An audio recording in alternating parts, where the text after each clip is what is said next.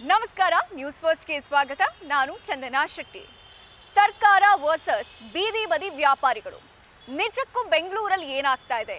ಸರ್ಕಾರ ಹೇಳ್ತಾ ಇರುವುದೇನು? ಸರ್ಕಾರದ ವಾದ ಏನು? ಅದಕ್ಕೆ ಬೀದಿ ಬದಿ ವ್ಯಾಪಾರಿಗಳ ಮನವಿಯೇನು? ಸದ್ಯ ಸರ್ಕಾರದ ವಿರುದ್ಧ ಬೀದಿ ಬದಿ ವ್ಯಾಪಾರಿಗಳು ಸಮರವನ್ನ ಸಾರಿದ್ದಾರೆ. ಹಾಗಾದ್ರೆ ನಿಜಕ್ಕೂ ಗ್ರೌಂಡ್ ರಿಯಾಲಿಟಿ ಏನಿದೆ?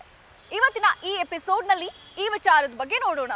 ಡಿಕೆ ಶಿವಕುಮಾರ್ ಅವರು ಸಿಎಂ ಆದ್ಮೇಲೆ, ಅದರಲ್ಲೂ ಕೂಡ ಕೃಷ್ಣ ಬೈರೇಗೌಡರು ನಗರಾಭಿವೃದ್ಧಿ ಸಚಿವರಾದ್ಮೇಲೆ ಸಾಕಷ್ಟು ಯೋಜನೆಗಳನ್ನ ಜಾರಿಗೆ ತರೋದಕ್ಕೆ ಮುಂದಾಗಿದ್ದಾರೆ. ಅದರಲ್ಲಿ ಪ್ರಮುಖವಾಗಿ ರಸ್ತೆ ಗುಂಡಿಗಳನ್ನ ಮುಚ್ಚೋದಕ್ಕೆ ಅಧಿಕಾರಿಗಳಿಗೆ ಡೆಡ್ ಲೈನ್ ಕೊಟ್ಟಿದ್ದಾರೆ ಒಂದ್ ಕಡೆ.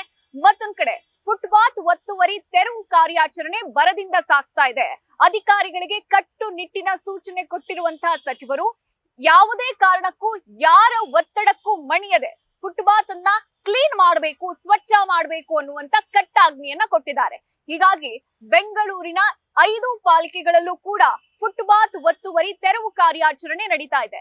ಈಗಾಗಲೇ 300ಕ್ಕೂ ಹೆಚ್ಚು ಕಿಲೋಮೀಟರ್ ಫುಟ್ಪಾತ್ ಒತ್ತುವರಿ ತೆರವನ್ನ ಜಿಬಿ ಅಧಿಕಾರಿಗಳು ಮಾಡಿದ್ದಾರೆ. ಕೆಲವೊಂದ್ ಕಡೆ ಹೈ ಡ್ರಾಮಾ ಆಯ್ತು, ಕೆಲವೊಂದ್ ಕಡೆ ಕಣ್ಣೀರನ್ನ ಸುರಿಸಿದ್ರು ಬೀದಿ ಬದಿ ವ್ಯಾಪಾರಿಗಳು. ಆದ್ರೆ ಇಲ್ಲಿ ಸರ್ಕಾರ ಹೇಳ್ತಾ ಇರೋದು ಒಂದೇ, ಬೆಂಗಳೂರಿನ ಫುಟ್ಪಾತ್ ನಾಗರಿಕರಿಗೆ ಸೇರಿದ್ದು, ಪಾದಚಾರಿಗಳಿಗೆ ಸೇರಿದ್ದು, ಸಾರ್ವಜನಿಕರಿಗೆ ಸೇರಿದ್ದು, 1.5 ಕೋಟಿ ಜನರ ಆಸ್ತಿ ಅದು. ಹೀಗಾಗಿ ಫುಟ್ಪಾತ್ ಅನ್ನ ಒತ್ತುವರಿ ಮಾಡಿಕೊಂಡು ಬೀದಿ ಬದಿ ವ್ಯಾಪಾರವನ್ನ ಮಾಡಿದ್ರೆ ಅಥವಾ ಆ ಜಾಗದಲ್ಲಿ ಗಾಡಿಗಳನ್ನ ನಿಲ್ಲಿಸಿದ್ರೆ ತಮ್ಮ ಪ್ರೈವೇಟ್ ಖಾಸಗಿ ಕೆಲಸಕ್ಕೆ ಫುಟ್ಪಾತ್ ಅನ್ನ, ಸಾರ್ವಜನಿಕ ಫುಟ್ಪಾತ್ ಅನ್ನ ಬಳಕೆ ಮಾಡ್ಕೊಂಡ್ರೆ ಜನ ಅನಿವಾರ್ಯವಾಗಿ ರಸ್ತೆ ಮೇಲೆ ನಡ್ಕೊಂಡು ಹೋಗ್ಬೇಕಾಗತ್ತೆ. ರಸ್ತೆ ಮೇಲೆ ಜನ ಬಂದ್ರೆ ವಾಹನಗಳು ವೇಗವಾಗಿ ಓಡಾಟ ನಡೆಸ್ತಾ ಇರುತ್ತೆ. ಅಂತ ಸಂದರ್ಭದಲ್ಲಿ ಅಪಘಾತ ಆಗತ್ತೆ, ಜನಸಾಮಾನ್ಯರು ಕೈಕಾಲು ಮುರ್ಕೊಳ್ಳುವಂತ ಅನೇಕ ಪ್ರಕರಣಗಳು ನಡೆದಿದೆ. ಒಂದ್ ಅಂದಾಜು ಪ್ರಕಾರ ಬೆಂಗಳೂರಲ್ಲಿ 1 ವರ್ಷಕ್ಕೆ 300 ಜನ ಈ ಫುಟ್ಪಾತ್ ಒತ್ತುವರಿಯಿಂದ ಅಪಘಾತಕ್ಕೀಡಾಗ್ತಾ ಇದ್ದಾರೆ ಅನ್ನುವಂತ ಒಂದು ಅಂದಾಜು ಫಿಗರ್ ಔಟ್ ಕೂಡ ಇದೆ. ಸೊ ಹೀಗಾಗಿ ಫುಟ್ಪಾತ್ ಒತ್ತುವರಿ ತೆರವನ್ನ ಮಾಡಿದ್ರೆ ಕೇವಲ ಬೀದಿ ಬದಿ ವ್ಯಾಪಾರಿಗಳಲ್ಲ, ಆ ಜಾಗದಲ್ಲಿ ತಮ್ಮ ಖಾಸಗಿ ವಾಹನಗಳನ್ನು ಕೂಡ ನಿಲ್ಲಿಸ್ಕೊಳ್ಳೋ ಹಾಗಿಲ್ಲ ಅನ್ನುವಂತ ಒಂದು ಮಾತನ್ನ ಸರ್ಕಾರ ಹೇಳ್ತಾ ಇರುವಂತದ್ದು.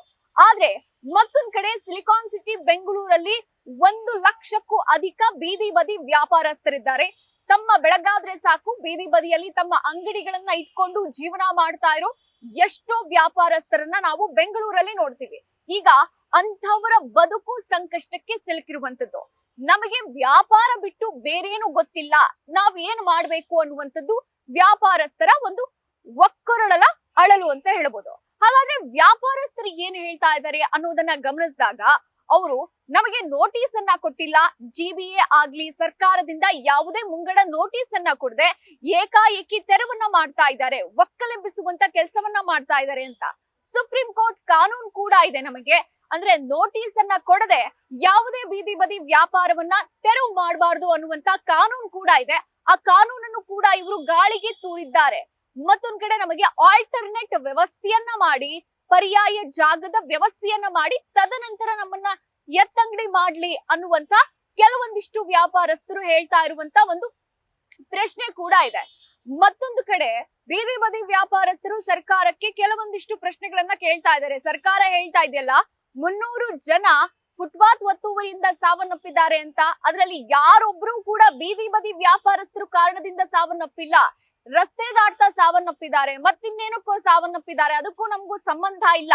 ರಸ್ತೆಗಳ ಅಗಲೀಕರಣ ಮಾಡಿ, ಫುಟ್ಪಾತ್ ಅನ್ನ ಅಗಲೀಕರಣ ಮಾಡಿ ಅದರಲ್ಲಿ ನಮಗೂ ಕೂಡ ಸ್ವಲ್ಪ ಜಾಗ ಕೊಡಿ, ನಾವು ಕೂಡ ಜೀವನ ಮಾಡ್ತೀವಿ.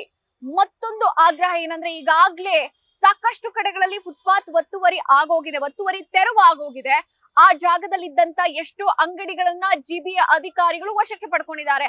ಅಂತ ಅಂಗಡಿಗಳನ್ನ ವಾಪಸ್ ಕೊಡಬೇಕು ಅನ್ನುವಂತ ತೀರ್ಮಾನಕ್ಕೆ ಬಂದಿರುವಂತದ್ದು. ಸದ್ಯ ಸರ್ಕಾರದ ವಿರುದ್ಧ ಬೀದಿ ಬದಿ ವ್ಯಾಪಾರಿಗಳು ಸಮರ ಸಾರಿದ್ದು, ಇದಕ್ಕೆ ಸಚಿವರು ಇಮಿಡಿಯೇಟ್ ರೆಸ್ಪಾಂಡ್ ಅನ್ನ ಕೊಟ್ಟಿಲ್ಲ ಅಂದ್ರೆ ಮತ್ತಷ್ಟು ರಾಜ್ಯದಾದ್ಯಂತ ನಾವು ಈ ಪ್ರತಿಭಟನೆಯನ್ನ ವಿಸ್ತರಿಸ್ತೀವಿ ಅನ್ನುವಂತ ಒಂದು ಮಾತನ್ನು ಕೂಡ ಹೇಳ್ತಾ ಇರುವಂತದ್ದು. ಇದು ಸರ್ಕಾರ ವರ್ಸಸ್ ಬೀದಿ ಬದಿ ವ್ಯಾಪಾರಿಗಳ ವಾದ ವಿವಾದ. ಮುಂದೆ ಏನಾಗತ್ತೆ? ಸಚಿವರು ಈ ಒಂದು ತೀರ್ಮಾನವನ್ನ ಕೈ ಬಿಡ್ತಾರಾ? ಫುಟ್ಪಾತ್ ಒತ್ತುವರಿ ತೆರವನ್ನ ಕೈ ಬಿಡ್ತಾರಾ? ಅಥವಾ ಯಾರಿಗೂ ಕೇರ್ ಮಾಡದೆ ಬೆಂಗಳೂರಿನ ಫುಟ್ಪಾತ್ ಅನ್ನ ಕ್ಲೀನ್ ಮಾಡ್ತಾರಾ? ಕಾದ್ ನೋಡೋಣ. ವಿಡಿಯೋ ಜರ್ನಲಿಸ್ಟ್ ಪವನ್ ಜೊತೆ ಚಂದನಾ ಶೆಟ್ಟಿ, ನ್ಯೂಸ್ ಫಸ್ಟ್ ಬೆಂಗಳೂರು.